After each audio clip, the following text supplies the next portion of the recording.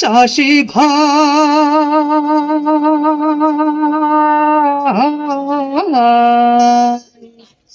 নামাজ পড়বার যাইও, বিহান বেলায় খেতের কামে লাঙ্গল চোয়াল লইও। চাষি ভাই লাঙ্গল চোয়াল লইও।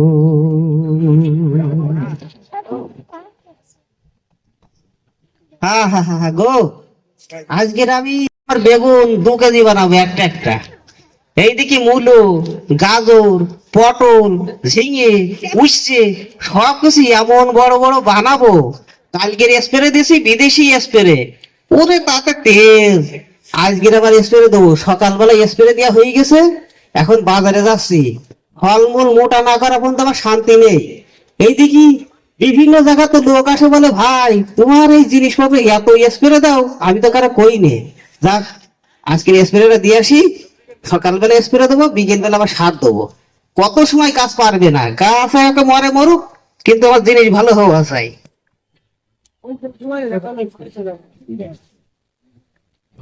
টুটুম টুম টুটুম টুটুম টুম টুটুম টুটুম টুম টুটুম টুটুম টুম টুম।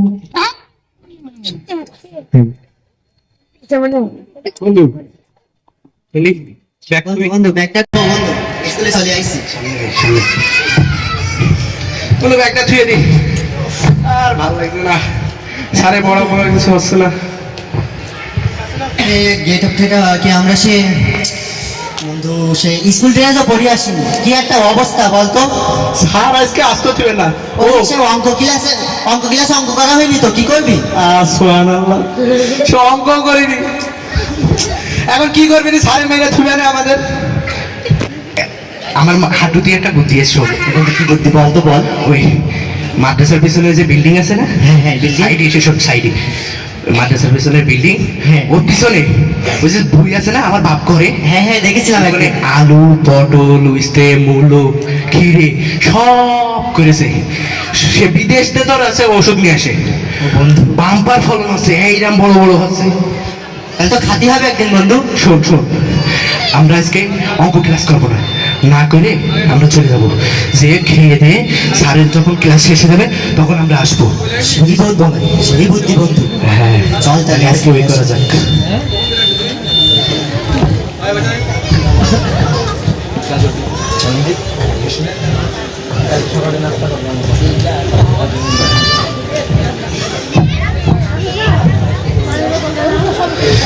এই দেখ, দেখেছিস আমার বাপের ফলন তো না, বাম্পার ফলন, বিদেশ থেকে নিয়ে আসছে, বুঝতে পারছিস না? বন্ধু নে তোল তোল। দাঁড়া আমি তুলছি, তুই দাঁড়া আমি তুলছি। আরে আল্লাহ রে, উঠছে না কেন? ওরে ওরে ওরে ওরে ওরে বাবা রে, ওরে বন্ধু ধর গেছে বাবা। ও বন্ধু ভয় লাগে আমার, ধর আমি পড়ে গেল, আমার মাথা ভেঙে গিয়েছে গো। আরে ও করছিস কি? ওরে এই তো খালি মুলো তুলতে যাই, ও তুই এইটুক মূল্য জানি আমার আজকে দেখ, অর্ধেক উঠেছে আর অর্ধেক উঠিনি। আরে ও কোনো বিষয় না বন্ধু। খেয়ে দেখ সেই মজা। এ বন্ধু তারপরে করিস কি? কি সাইজের মূলো এ? আরে বুঝিস না, সে বিদেশ থেকে নিয়ে আসছে সব। আমার খা বন্ধু খা। এ বন্ধু এই যে সাদা সাদা কি লেগে রয়েছে গাজরে? আরে ও কোনো বিষয় না, মুসবি আর খাবি, কি সমস্যা? অত কি দেখে কি হবে? হ্যাঁ আহ কি মজা, এ যে কি স্বাদ। গো বন্ধু তো বন্ধু অঙ্ক ক্লাস মানে শেষ হয়ে গেছে। হ্যাঁ বন্ধু চল আমরা চুপি চুপি স্কুলের দিকে যাচ্ছি। সাজানো দেখে না, দেখে শুনে যাবি। এ বন্ধু আমার কিরাম কিরাম একটা হচ্ছে জানো? বন্ধু আমারও তো পেটের মধ্যে মাথা খুঁজছে দেখছি।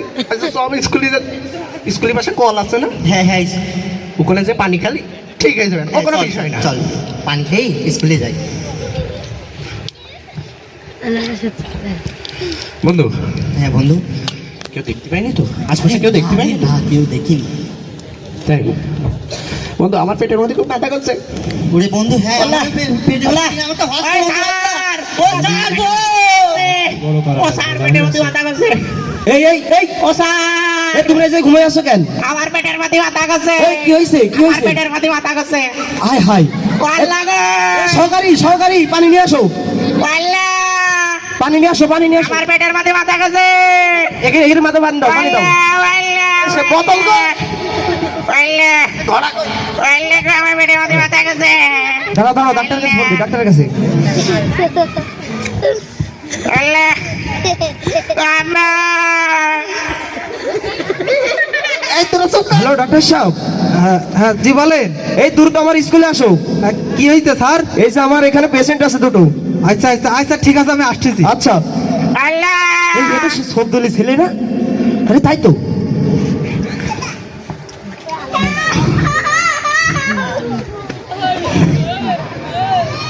হ্যালো শব্দুল সাহেব, হ্যালো, আপনি দ্রুত স্কুলে আসেন আমার। আমার পেটের মধ্যে ব্যথা করছে। তুই স্যার নাকি? হ্যাঁ, আপনার ছেলের হেড স্যার বলছি আমি স্কুলের। এটা কি, আমি এখন স্কুলে যাবো না? আমার এখন মাঠে 7 দিন দেখতে হবে, ওইদিকে নি দেখতে হবে, বি দিতে হবে, আমি পারবো না। আপনি যত দ্রুত সম্ভব স্কুলে চলে আসুন। আল্লাহ, আমার সেই যে স্কুলিকে সকালবেলা খাইয়ে দিয়ে বাবু, সেই ভাবি আবার কি করতে যাবো? আরে অসুস্থ হয়ে পড়েছে, বাসা থেকে কি দিছেন ওরে? ওরে আমার মনে, দ্রুত আমার আসেন। কারণের মনে একটা ওষার, তুই কি করি যাও আমার সওয়ালে? এই যে আমি আসছি, ও মনি তোর কি হইলো? আমি আসছি, দাঁড়া দাঁড়া দাঁড়া। ও আব্বা গো! পানি দাও, পানি দাও, পানি দাও। পানি দিয়েছি কিন্তু এরা হাই গো, হাই হাই মনি রে, আমার 13টার পরে একটা গো। এই আপনি থামেন থামেন, শান্ত হন। আপনি শান্ত হন, মাথায় পানি দিয়েছি, ডাক্তার আসছে। আব্বা, তোর কি হয়েছে আব্বা? আমার পেটের মধ্যে মাথা গেছে। কি হয়েছে ডাক্তার? ডাক্তার দেখো, আমার 13টার পরে একটা গো। এখানে কি হয়েছে, কি হয়েছে? আমার ছেলে, ভালো ছেলে, ভাত খাওয়াইয়ে গরু গইতে আমি পাঠাই দিলাম, এখন স্কুলে সেরাম করতে গেল। আচ্ছা আচ্ছা, দাঁড়ান, থামেন, আপনি থামেন, আপনি থামেন। এই দেখি, এই পিয়ন সাইড দাও। দাঁড়াও বাবু, দাঁড়াও দাঁড়াও, এই ডাক্তার চলে এসে, আর সমস্যা নেই। ডাক্তার তাড়াতাড়ি দেখো, তাড়াতাড়ি দেখো, আমার 13টার পরে একটা গো। ওরে বাবা, একটু থামেন, মানুষের মধ্যে তো একটু সময় লাগে, সেই সময়টুকু দেন না। আল্লাহ! দেখি চশমায় কিছু দেখছি নাকি? হ্যাঁ, দেখা যাচ্ছে। মনি, তুমি সকালে খাইছাও কি দিয়ে? গরুর গোশ দিয়ে ভাত খাইলাম, ভালো মন্দ ছাড়া খাওয়াইলে। আর আর আর কি খাইলে? আর কিছু খাইনি। দেখি চোখ দেখি, একটু দেখি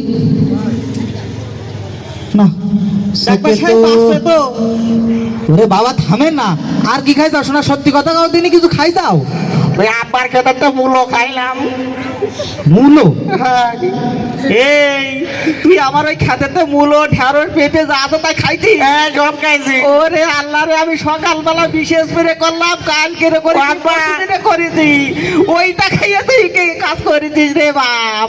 বাবা, ডাক্তার সাহেব, আচ্ছা, আপনি আছে ওই মূলো যে চাষ করেনটা কিভাবে একটু বলেন তো দেখি শুনি। ওরে ডাক্তার, হ্যাঁ, আমি ওই বেশি টাকা বিক্রি করব আর বেশি বেশি বাম্পার ফলন বাড়াবো। আচ্ছা। এই কারণে আমি ওই বিদেশি ওষুধ, দেশি ওষুধ, সার পানি যা আছে 3 গুণ করে বাড়াই দিই, আর প্রতিদিন শুধু বেশি স্প্রে করি। আমার ফলন হয় বাবু ভালো, টাকাও পাই ভালো।